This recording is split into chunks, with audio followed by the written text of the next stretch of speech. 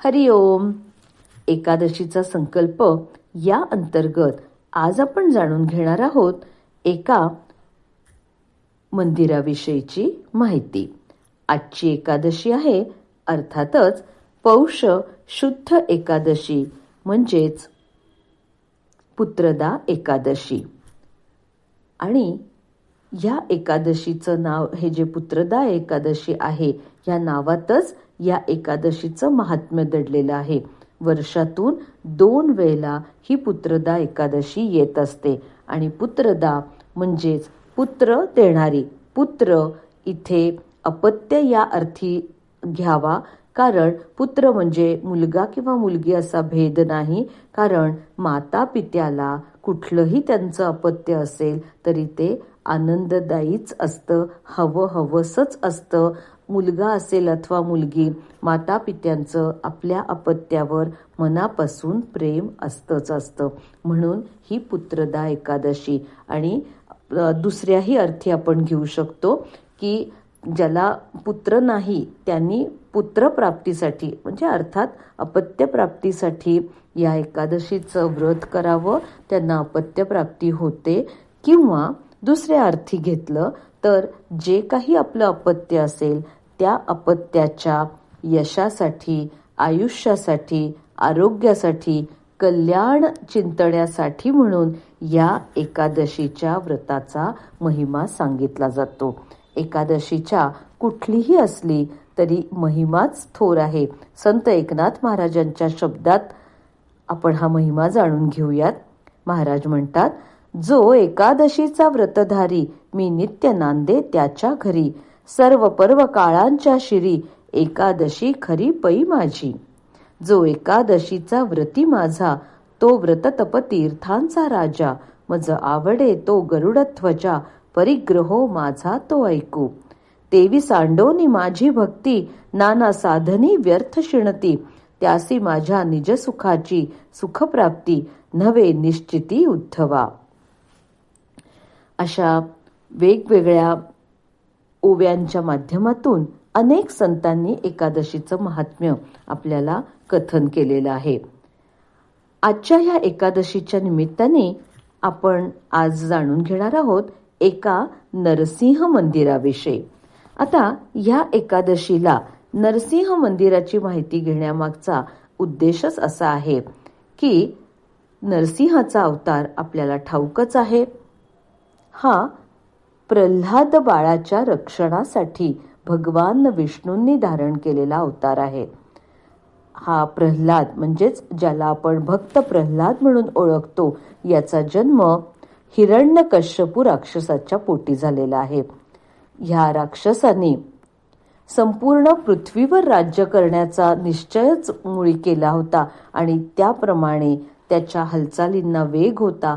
परंतु तो प्रजेला त्याचा तितकाच म्हणजे पीडा त्याची होती. संपूर्ण प्रजेला त्यांनी त्राहिमाम अशी अवस्था करून सोडलेली होती आणि त्याच्या जो काही संहार त्यांनी मांडलेला होता त्या सगळ्यातून संपूर्ण प्रजेचं रक्षण व्हावं हाही एक मुख्य हेतू होताच. आणि ह्या प्रल्हादाला जन्मतःच किंवा गर्भसंस्कारच त्याच्यावर असे झाले होते की तो नारायणाचा भक्त बनला होता. नारायण म्हणजे साक्षात विष्णू. परंतु या हिरण्यकश्यपूला आपल्या पोटच्या पुत्रांनी भगवंताचं नाव घ्यावं हे सुद्धा अजिबात मान्य नव्हतं. म्हणून त्यांनी त्याच्यावर तशा प्रकारचे अनेक निर्बंध घातलेले होते. आणि तरीही आपला मुलगा भगवंताचं नामस्मरण करतो आहे म्हणून त्यांनी त्यालाही अत्यंत पीडा द्यायला सुरुवात केलेली होती. त्याचा म्हणजे हिरण्यकश्यपूचा जो ज्येष्ठ बंधू होता हिरण्याक्ष राक्षस त्याचाही भगवान विष्णूंनी वध केलेला होता वराह अवतार धारण करून. आणि याचाच सगळ्याचा एक विचार डोक्यात घेऊन हिरण्यकश्यपू राक्षसांनी व्रत करून प्रसन्न करून घेतलं होतं देवांना आणि असा वर मागितला होता की मला अमरत्वच त्याला हवं होतं पण अमरत्व मिळणं शक्य नाही. म्हणून वध कोणाकडून होणार नाही या सगळ्या शक्यतांचा विचार करून त्यांनी तसा वर प्राप्त केला होता आणि त्याला असं वाटायला लागलं होतं की या शक्यता पूर्ण होणारच नाहीत, त्यामुळे मग आपला आता काही वध होणार नाही. आणि म्हणून त्याच्या राक्षसी ज्या काही कारवाया होत्या त्यांना खूप मोठ्या प्रमाणावर वेग आलेला होता आणि अशा या राक्षसाच्या पोटीच एक पुत्र जन्माला आला आणि तो म्हणजे प्रल्हाद. आणि हा पुत्र खऱ्या अर्थाने सुपुत्र ठरला, कारण ह्या पुत्राच्या विठ्ठल नारायणाच्या भक्तीमुळेच या भगवंतांनी अवतार धारण केला आणि हिरण्यकश्यपू राक्षसाचा वध केला.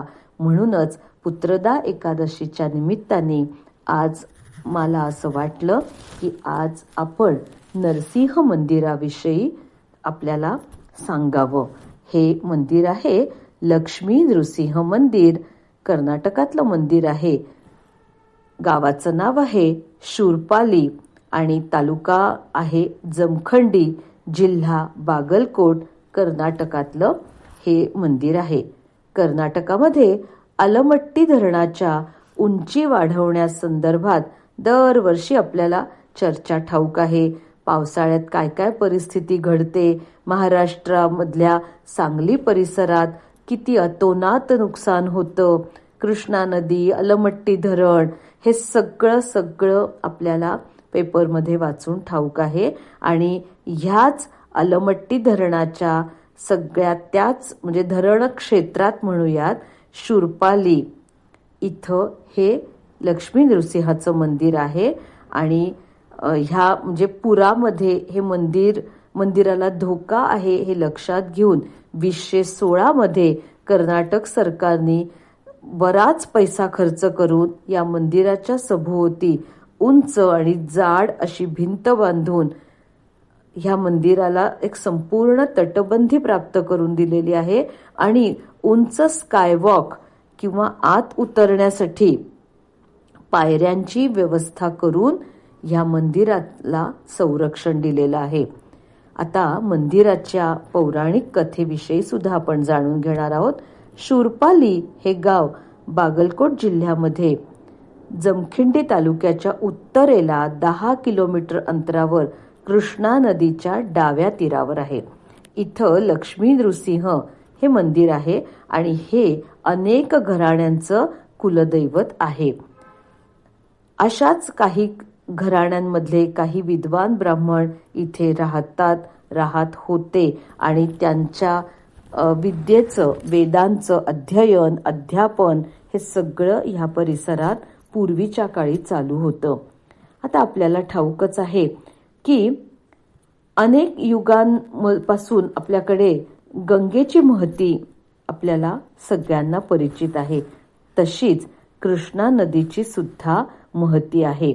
आणि काशी विश्वनाथाच्याच कृपेमुळे कृष्णा तीरी सुद्धा जर काही दानधर्म किंवा तपाचरण केलं तर अनेक प्रकारची पापं इथं नष्ट होतात. इथं सूपदान करण्याची पद्धत आहे. म्हणजेच काय तर सोनं, चांदी, रत्न यांनी भरलेलं सूप इथं दान करतात. आणि ह्या दानधर्मामुळे अनेक ब्राह्मणांना हे प्राप्त झालं. आणि म्हणूनच ते जे ब्राह्मण आहेत तर सूपदान किंवा सूपदानांचं इथे आलय म्हणजे घर, तर असा शब्दांचा मजेशीर तिथे खेळ होत किंवा अपभ्रंश होत किंवा संधी होत इथे सूप अधिक आलय किंवा शूर्प अधिक आलय अशा अर्थी या गावाचं नाव शूरपालय आणि मग पुढे कालांतराने शूरपाली असं नाव पडलं. शब्दांच्या व्युत्पत्तीच्या कथा सुद्धा खूप मनोरंजक असतात. स्कंद पुराणामध्ये सुद्धा या कथेचा उल्लेख आलेला आहे. गंगा नदी जेव्हा गुरु कन्या राशीमध्ये येतो की नाही तेव्हा त्याला कन्यागत असं म्हणतात, बरोबर. तर त्या कन्यागतात कृष्णा नदीला भेटायला येत असते आणि त्यावेळेला जो दानधर्म करतात तो सुपामध्ये ठेवून दिला जातो. खरं म्हणजे सूप हे आपल्याला पूर्वीचं स्वयंपाकघरातलं साधन सगळ्यांना ठाऊक असेल. तर सूप ह्याच्या मागची एक कल्पना अशी आहे की सुपासारखं म्हणजे खूप मोठ्या प्रमाणावर असं सुपासारखं मन सुद्धा ना सुपासारखं असावं, म्हणजे असं भरपूर की असं हात राखून एवढं नाही, दानधर्म करायचा तर तो सुद्धा कसं सुपात घालून करायचा, म्हणजे मोठ्या प्रमाणावर तो दानधर्म व्हावा असं सुद्धा या सुपाचं एक वैशिष्ट्य आहे. आणि असं कधी कधी आपल्याकडे वाक्प्रचार पण आपण ऐकलाय की मन अगदी सुपासारखं झालं, म्हणजे कसं मोठं झालं, विशाल झालं. तर असं ह्या सूप शूर्प ह्या गावामध्येच ह्या सगळ्याची नावामध्ये मौज दडलेली आहे. हे निसर्ग सौंदर्याने दडलेलं पुण्यक्षेत्र आहे आणि इथं लक्ष्मी सहित नरसिंहाचं सुरेख असं मंदिर आहे. ही मूर्ती अखंड शाळीग्राम शिळेमध्ये साकारलेली आहे आणि असं म्हणतात की एका जन्मांध शिल्पकारानं ती घडवली आहे. आश्चर्य वाटतं, पण कथा अशीच आहे. कमलाकर पद्मपीठावर नरसिंहाच्या डाव्या मांडीवर लक्ष्मी देवी विराजमान आहे. चतुर्भुज नृसिंहाच्या 4 हातात शंख, चक्र, गदा, पद्म ही आयुध आहेत. कंठाभरण आणि चरणाभरण यांनी अलंकृत आहे. कृष्णा नदीच्या तीरावरचं हे नयनरम्य स्थळ आणि त्याचं हे सगळं सौंदर्य पाहून श्री परशुराम जेव्हा इथे तीर्थयात्रेला आले होते तेव्हा त्यांच्या डोळ्यातून आनंदाश्रू निर्माण झाले आणि ते जेव्हा भूमीवर पडले त्यातून एक वृक्ष निर्माण झाला. तो वृक्ष अश्वत्थ वृक्ष म्हणून ओळखला जातो आणि हा वृक्ष लक्ष्मी नृसिंह मंदिराच्या समोर सावली देत उभा आहे आणि त्या भागाला परशुराम क्षेत्र असंही म्हणतात. इथल्या कृष्णा नदीच्या पात्रात अष्टतीर्थ आहेत आणि या तीर्थात स्नान केलं तर सर्व पापांचा परिहार होतो असाही भक्तांचा विश्वास आहे, अनुभव आहे.